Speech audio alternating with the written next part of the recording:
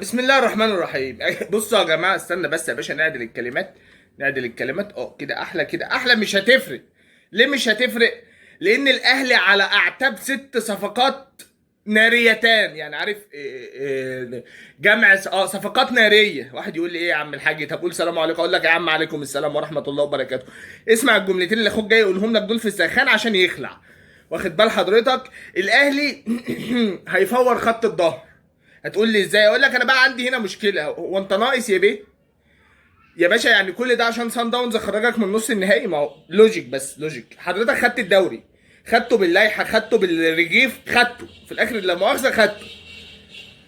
فانت عامل النوش والهيصه دي زي الهيصه اللي تحت دي اللي هي ما جاتش الا وانا بصور. فانت عامل النوش والهيصه دي عشان بس ما خدتش افريقيا. يا عم اعتبرها اجازه.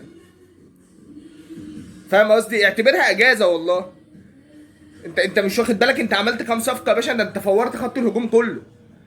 ودلوقتي انا بقول لك اهو هيعمل 6 صفقات باك شمال. هيجيب سرد باكين كمان، وغالبا هيبقى منهم عم منعم. واخد بال حضرتك؟ وهيجيب باك يمين مع هاني ان هاني ما مشيش. واخد بال حضرتك؟ وهيجيب نص ملعب. انت متخيل؟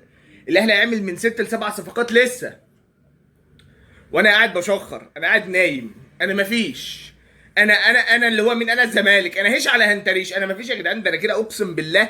ده البنك الاهلي بيعمل صفقات، ده فاركو بيعمل صفقات، ده المصري عمل صفقات، ده انا مفيش. ده ما جيتش.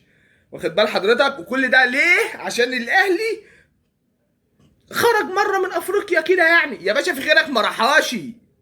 يا عم انتوا فاهمين احنا فين؟ انتوا فاهمين انتوا يعني؟ انا عايز اسال سؤال دلوقتي. حضرتك هتروح تجيب لي 6 صفقات تقال ورا، فيبقى انت عندك فرقه فولاذ ودكه فولاذ وفرقه ثالثه فولاذ. بتنافس مين بقى؟ ما انت كده كده بتاخد الدوري يعني. ما هو والله لو ما جبت هتاخد الدوري برضه. غريبه.